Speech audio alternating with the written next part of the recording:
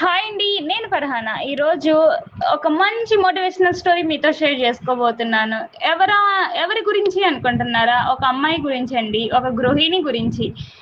ఒక home maker ఇంటి పని, పిల్లల బాధ్యతల మధ్య నలిగిపోతున్న ఒక్కసారి తన మనసును అడిగింది. నా కలలకి అర్థం లేవా?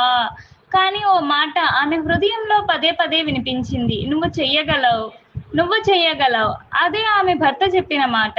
ఆ ధైర్యంతో సోషల్ మీడియా మార్కెటింగ్ నేర్చుకుంది. మొదట ఎవరూ నమ్మలేదు.